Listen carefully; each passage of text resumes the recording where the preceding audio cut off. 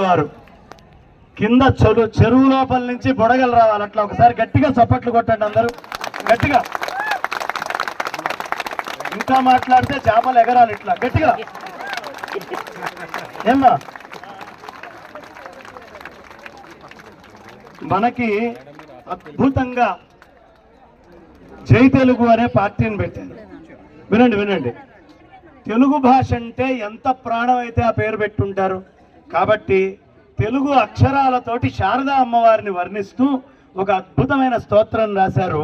ఆ అద్భుతమైనటువంటి ఆ కుసుమావళిని ఇప్పుడు మనం అందరం విందాం.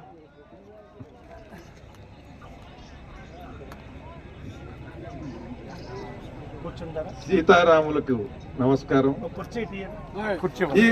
ఇక్కడ ఇప్పుడు ఈ తెప్పోత్సవం చూడటానికి వచ్చినటువంటి భక్తులందరూ కూడా ఈ చుట్టుపక్కల ఊళ్ళల్లో వాళ్ళేనా? అందరూ ఈ ఊళ్ళల్లో వాళ్ళేనా? ఇక్కడ గుడి కట్టిన తర్వాత మీరు అందరూ రోజు వస్తారా? పొద్దున గాని సాయంత్రం గాని అయితే 2 పూట్ల గాని వస్తారా? మీరు రావాలి. ఈ గుడి గొప్పతనం అంతా కూడా ఇద్దరి మీద ఆధారపడి ఉంది. ఒకరు అగ్నిదేవుడు, 2 ఈ చుట్టూ ఉన్నటువంటి ఊళ్ళల్లో భక్తులు. మీ అందరి భక్తి మహాశక్తి. మీ అందరి భక్తి మన హిందూ మతానికి గొప్ప సంపద. మీ అందరూ కూడా భగవంతుడి మీద ఎంత భక్తితో ఉంటే మన హిందూ మతం భారతదేశం అంతగా వర్ధిల్లుతాయి. మీకు ఇక్కడ గుడి కావాలన్నా కట్టడం కష్టం. ఇక్కడ ఊరికనే గుడి కట్టినా మీరు లేకపోతే ఆ గుడి వైభవంగా కొనసాగటం కష్టం. మీ అదృష్టం కొద్దీ జగద్గురువులు భారతీ తీర్థస్వామి వారు బంగారయ్య శర్మ గారిని పిలిచి ఆదేశించి భారతదేశంలో ఎక్కడా లేని విధంగా అగ్నిదేవుడికి దేవాలయం కట్టవయ్యా అని అడిగారు. ఆయన ఆదేశించారు. ఆయన వచ్చి ఇక్కడ స్థలాన్ని నిర్ణయించుకుంటే అలివేలు మంగమ్మ గారు ఆవిడ దాతృత్వంతో ఇక్కడ 2 ఎకరాలు ఇస్తే అక్కడ నుండి 5 చేశాం. దాన్ని 5 చేస్తారు, ఇంకా ఎన్నైనా చేస్తారు. అది ఎంత అవుతుంది. ఇక్కడ చైతన్య రాజు గారు ఉన్నారు. చైతన్య రాజు గారు అంటే ఒక ధర్మ చైతన్యం. ధర్మ చైతన్యం ఉన్న చోట అన్ని మనం ఏమనుకున్నామో అవన్నీ కూడా నెరవేరుతాయి. ధర్మ చైతన్యమే మూలం అన్నిటికీ. అలా విద్యతో, వైద్య సేవతో, ధార్మికమైనటువంటి కార్యక్రమాలకి ముందు ఉండి వాటన్నిటికీ కూడా వైభవాన్ని కల్పించేలాగా ఆయన నిలబడి పూనుకుంటున్నారు. ఈ ప్రాంతంలో చూస్తే ఆంధ్రప్రదేశ్లో ఇలా చైతన్య రాజు గారి లాగా నిలబడి ఇటువంటి దివ్యమైన కార్యక్రమాలకి నేనున్నాను అంటూ ముందు వచ్చేటువంటి వారిలో అగ్రసరులు వీరే. ముందుండేటువంటి వారిలో ముందు వరుసలో ముందు వారు వీరు. అటువంటి వారు కూడా ఇక్కడికి రావటం, అనుకోకుండా ఇక్కడ దివ్యంగా సరస్సు దానంతనది సహజంగా ఉండటం, ఇదంతా కూడా మన అదృష్టం. కావాలంటే ఇక్కడ సరస్సు ఉంటుంది, ఆ గుడి అయితే కట్టగలం. కానీ అన్నీ కూడా మీ అదృష్టం, మీ భాగ్యం, జగద్గురువుల సంకల్పం. ఇలా అంకితమై పనిచేసేటువంటి ఈ మహనీయులు, మహానుభావులు ఇక్కడికి వచ్చి కూర్చున్నటువంటి వారందరూ కూడా ఒక్క రోజున వారిని ఒక సభలో దూరం నుంచి చూడటమే మనకి పూర్వపుణ్యం. ఎంతో పూర్వపుణ్యం ఉంటే కానీ వాళ్ళని దర్శించలేము, వాళ్ళకి దగ్గర నుంచి చూడలేము. అలాంటి వాళ్ళు వచ్చి మీ ఊళ్ళో మీ చెరువు దగ్గర, ఆ చెరువు ముందు చూడండి ఎలా కూర్చున్నారు. ఒక శలాక రఘునాథ శర్మ గారు, ఒక సామవేదం షణ్ముఖ శర్మ గారు, ఒక బాచంపల్లి సంతోష్ కుమార్ శర్మ గారు. ఎక్కడి నుంచి? హైదరాబాద్ నుంచి, తెలంగాణ నుంచి వచ్చాడు ఆయన. ఒక మల్లాప్రగడ శ్రీమన్నారాయణ మూర్తి గారు ఎక్కడి నుంచి వచ్చారు? రాధా మనోహర్ గారు, ఆయన మీకు తెలుసు కదా. ఆయన ముందు ఏదన్నా సరే మొట్టమొదట దండపాండి లాగా, కుమారస్వామి లాగా కర్ర పట్టుకుని ముందుకెళ్తాడు ఆయన ఏదైనా సరే. జాగ్రత్త, మీ బుర్ర చేతిలో ఉంది కర్ర అంటాడు ఆయన రాధా మనోహర్. ఆయన ఒక ధోరణి. ఎర్రాప్రగడ రామకృష్ణ గారు, అనంత లక్ష్మమ్మ గారు మీకు తెలుసు కదా. మరి ఆవిడ వచ్చి ఇక్కడ కూర్చున్నారు. వీరితో పాటు చైతన్య రాజు గారు వారి దంపతులు వారి సతీమణితో సహా వచ్చి ఈ చెరువు గట్టున ఇలా కూర్చోవడానికి కారణం ఏమిటి? ఈ దివ్య సంకల్పం, దేవాలయ నిర్మాణం, ఈ సీతారాములు. ఈ భక్తి లేకపోతే వీళ్ళెందుకు వచ్చి ఇక్కడ కూర్చుంటారు ఈ చెరువు గట్టున? భక్తి లేకపోతే వీళ్ళందరూ వచ్చి సంక్రాంతి బొమ్మల్లాగా కూర్చున్నారు. చూడండి, ఇక్కడ రామవేదం షణ్ముఖ శర్మ గారు, బాచంపల్లి సంతోష్ కుమార్ శర్మ గారు, 85 ఏళ్ళు దాదాపు ఉన్నటువంటి పెద్ద ఆయన శలాక రఘునాథ్ శర్మ గారు, అందరూ ఎలా ఉన్నారు అక్కడ? ప్రతిమల్లాగా బొమ్మల్లాగా కూర్చున్నారు. ఎందుకని? ఆ సీతారాముల మీద ఉన్న భక్తి, జగద్గురువుల మీద ఉన్నటువంటి భక్తి. ఈ ప్రాంతం అంతా కూడా అద్భుతమైనటువంటి అభివృద్ధి చెందుతుంది. విద్యతో, వైద్యంతో వీళ్ళందరికీ కూడా సేవ చేస్తాను, ఈ ఊళ్ళల్లో ఉండేటువంటి పిల్లలందరికీ కూడా చక్కని ఉద్యోగ అవకాశాలు కూడా కల్పిస్తాను అని నిన్న చైతన్య రాజు గారు ఆయన వాగ్దానం చేశారు. ఇంతకన్నా అదృష్టమే ఉంటుంది. దేవాలయంలోకి వెళ్ళి మొక్కుకుంటే, మీరు ఏం మొక్కుకుంటారో, మా పిల్లలకి ఉద్యోగాలు కావాలి, మా పిల్లలకి మంచి చదువు రావాలి, మాకు ఆరోగ్యాలు బాగుపడాలని, అవేవి మీరు మొక్కుకుండానే మీ దగ్గరికి అవి వరాలుగా వచ్చేసి, అది జగద్గురువుల దివ్య సంకల్పం, సత్పురుషుల సంకల్పం. వాళ్ళందరూ కూడా దానికి ఒక నిబద్ధతతో కట్టుబడి ఉండటం. మీరు ఊహిస్తారా సామవేదం షణ్ముఖ శర్మ గారు ఈ చెరువు కట్టినట్ట కూర్చుంటారండి?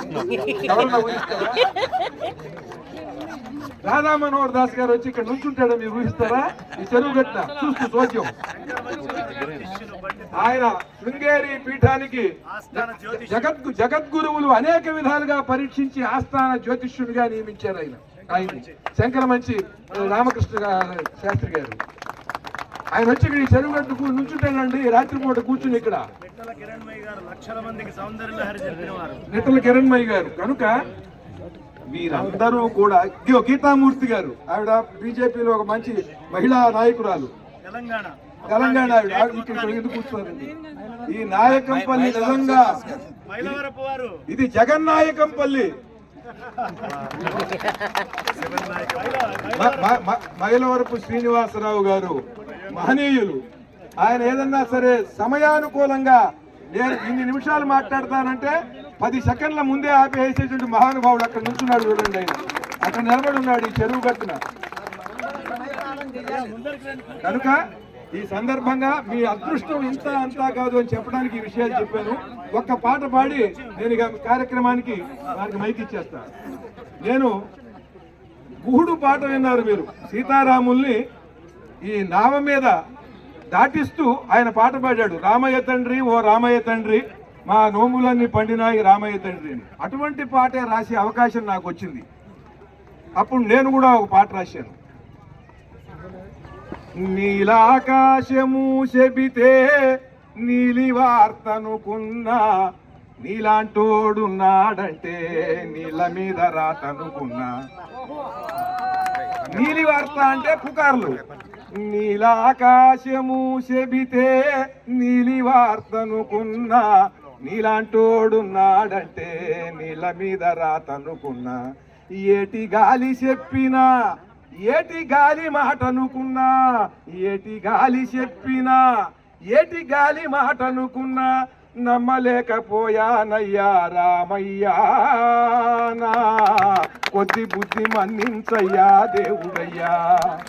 నీలాకాశము చెబితే నీలి వార్తనుకున్నా, నీలాంటోడున్నాడంటే నీళ్ళ మీద రాతనుకున్నా. నీలి నరసింహమంటి నీ నడకలో టీవీ.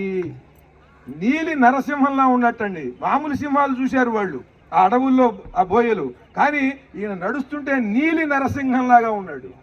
నీలి నరసింహమంటి నీ నడకలో టీవీ, ఒళ్ళంతా కళ్ళు చేసి సూత్తాంది కారడవి, ఎంత చూసినా గాని తీరదయ్యా తనివి. రామయ్యా రామయ్యా, ఎంత చూసినా గాని తీరదయ్యా తనివి, నువ్వర్థమయ్యేందుకు సాలదు మా తెలివి. నీలాకాశము చెబితే నీలి వార్తనుకున్నా, నీలాంటోడున్నాడంటే నీళ్ళ మీద రాతనుకున్నా. ఆ ఒడ్డుకు పదమని సామి ఎక్కావో లేదో. ఉపాసనలో కూర్చున్నటువంటి సాధకుడు ఆ రాముణ్ణి హృదయంలో నిలుపుకుంటే ఇది ఈ శరీరం, ఇది పడవ, దీని మీదగా ఆయన అధిష్ఠించగానే ఆ రామ భావన మన హృదయంలో స్థిరపడగానే ఈ ఆ ఒడ్డుకి పదమని సామి ఎక్కావో లేదో, ఈ హంస పడవ మునిగింది ఆనందంలో. హంస ప్రాణం, పడవ దేహం, ఈ కట్టె ఇది పడవ. ఆ ఒడ్డుకి పదమని సామి ఎక్కావో లేదో, నా హంస పడవ మునిగింది ఆనందంలో.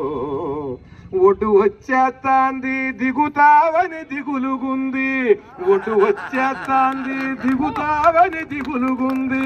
రామయ్య నీరాక కలలాగుంది, నీలాకాశము చెబితే నీలి వార్తనుకున్నా, నీలాంటోడున్నాడంటే నీల మీద రాతనుకున్నా. ఏటి గాలి చెప్పినా ఏటి గాలి మాటనుకున్నా, నమ్మలేకపోయానయ్యా రామయ్యా. నా కొద్ది బుద్ధి మన్నించయ్యా దేవుడయ్యా. జై శ్రీరామ్, జై శ్రీరామ్, జై శ్రీరామ్. భారతీ తీర్థ మహాస్వామి వారికి, భారతీ తీర్థ మహాస్వామి వారికి, విధుశేఖర భారతీ స్వామి వారికి, భక్త మహాశైలకి, బంగారయ్య శర్మకి. పూనుకున్నాడు, పూనుకున్న కర్తకి కూడా ఆ పుణ్యఫలం దక్కాలి. ఈ చెరువు గట్టున కూర్చున్నటువంటి మహనీయులందరికీ, పాట పాడిన జొన్నమిత్తుల గారికి. ఈ సమయంలోనే ఇంకొక పద్యం చెప్పేసి సెలవు తీసుకుంటా. నేను అడిగింది చెప్పలేదు, చెప్తా, అది చెప్తే ఇది చెప్పనివరుగా. నేను కొన్ని అదృష్టాలు ఇలా మహానుభావులతో కలిసినప్పుడు మనకి అవన్నీ కూడా అనుభవంలోకి వస్తాయి. అది మహాభాగ్యం. బాపు గారు, రమణ గారు రామాయణం తీస్తూ 1996లో నాతో అక్కడ రామాయణ ఘట్టంలో ఒక పాట తీయమని ఒక పాట వాళ్ళు పిక్చరైజ్ చేస్తూ, విశ్వామిత్రుడు రామలక్ష్మణుల్ని వెంట పెట్టుకుని వెడుతూ జనక మహారాజు స్వయంవరం ప్రకటించినటువంటి సంగతి రామలక్ష్మణులకి చెబుతాడు, మనం అక్కడికి వెళ్ళాలి అని. అప్పుడు లక్ష్మణ స్వామి అడుగుతాడు, స్వామి ఈ జనక మహారాజు అమాయకుల్లా ఉన్నాడండి, విల్లు ఎక్కువ పెడితే చాలు పిల్లనిచ్చి పెళ్లి చేస్తానంటాడు ఏమిటి, విల్లు ఎవరు ఎక్కువ పెట్టలేరు ఏ విల్లు అయినా అని లక్ష్మణస్వామి సందేహం అడుగుతాడు. అప్పుడు ఆ విల్లు ఎంత గొప్పదో చెప్పాలి. అది మాటల్లో చెబితేనేమో మామూలుగా డైలాగుల్లో అంత బాగుండదు, పాట పాడితే విశ్వామిత్రుడు అసలు బాగుండదు. అందుకని ఓ పద్యం చేసి రాస్తే బాగుంటుందండి అన్నారు. నా అదృష్టం విశ్వనాథ సత్యనారాయణ గారు 12,000 పద్యాల పైన ఆయన కల్పవృక్షం రాశారు, రామాయణ కల్పవృక్షం. ఇటువంటి పద్యం రాయల ఈ సందర్భంలో అక్కడ సన్నివేశం సృష్టింపబడినప్పుడు కొత్తగా రాయగలుగుతాడు కవి కూడా. మీరు రాయండి ఈ పద్యం అన్నారు, నేను రాశాను అక్కడ పద్యం. లక్ష్మణ, అది సాధారణమైనటువంటి విల్లు కాదు, ఎటువంటి విల్లది, ధీర గంభీరమౌ మేరు పర్వతమెల్ల వింటి బద్దగా మారి వెలుగు విల్లు, క్షీరాబ్ది మదనాన శ్రీబంధమై ఉన్న వాసుకి నారియై పరిడ విల్లు, సంగీత సాహిత్య సత్యరూపిణి వాణి జయగంటయై విరాజిల్లు విల్లు, శ్రీ మహావిష్ణువే భీమాకృతిని దాల్చి బాణమై విలసిల్లు భవుని విల్లు, అవని అందాల హరివిల్లు శివుని విల్లు, జనక రాజర్షి పుణ్యతేజముల జల్లు, పూని సారించువానికి పూల జల్లు, కలికి సీతమ్మ కురిపించు వలపు జల్లు. జై శ్రీరామ్, జై శ్రీరామ్. దీంట్లో అవని అందాల హరివిల్లు అన్నారు ఏంటంటే అది హరుని విల్లు కదా అని ముళ్ళపూడి వెంకటరమణ గారు అడిగారు. అంటే ఏదో రాస్తే తీసుకునేవాళ్ళు కాదు వాళ్ళు. అప్పుడు నేను చెప్పాను, ఏమండి ఇంద్రధనస్సు ఎప్పుడు వస్తుంది, ఎండ కొంత ఉండి వాన చినుకులు కూడా చిన్న జల్లు పడుతున్నప్పుడు అప్పుడు అది ఏర్పడుతుంది. వైజ్ఞానికంగా. అలా ఇక్కడ జనక రాజర్షి పుణ్యతేజముల జల్లు, ఆ పుణ్య తేజస్సుతో ఉన్నటువంటి జల్లు ఈ విల్లుగా ఏర్పడింది. ఆ దాంట్లో నుంచి ఆయన పుణ్య తేజస్సును గమనించే పరమేశ్వరుడు వచ్చి దాన్ని ఇక్కడ పెట్టాడు. కనుక ఇది అవనిలో ఏర్పడినటువంటి అందాల హరివిల్లులాగా ఇక్కడ వచ్చింది అని నా భావం అండి అన్న. సరే అయితే ఉంచుతా ఉన్నది. అలా ఒక పరమాద్భుతమైనటువంటి మహనీయులతో కూడుకున్నప్పుడు పరమాద్భుతమైనటువంటి మన నుండి ఆ భగవంతుడే రాయించుకుంటాడు. అలా మీరు కూడా నిమిత్త మాత్రంగా ఈ ఊళ్ళో ఉన్నారు. మీ అందరి సంకల్పాలు మంచివి, మీ యోగం మంచిది. కనుక ఇక్కడ ఈ ప్రదేశంలో భారతదేశంలో మరెక్కడా లేనటువంటి పరమ పవిత్ర స్వరూపుడైనటువంటి సకల దేవతా స్వరూపుడైనటువంటి అగ్నిదేవుడి దేవాలయం ఇక్కడ మీ గ్రామానికి పక్కన అది నిర్మాణం కాబోతున్నది. కనుక మీరందరూ కూడా చాలా పుణ్యశాలురు, అదృష్టవంతులు. దీన్ని ఇలాగే కొనసాగించి ఈ దేవాలయ నిర్మాణంలో మీరందరూ కూడా భాగస్వాములై ఈ సభ్యులందరికీ కూడా దేవాలయ నిర్మాణ సంఘ సభ్యులందరికీ సహకరించి పరమాద్భుతంగా భారతదేశ దేవాలయ సంస్కృతి వైభవాన్ని మీరందరూ నిలబెట్టాలని హృదయపూర్వకంగా కోరుకుంటున్నాను. జై శ్రీరామ్, జై శ్రీరామ్, జై నాయకంపల్లి, జై జగన్నాయకంపల్లి.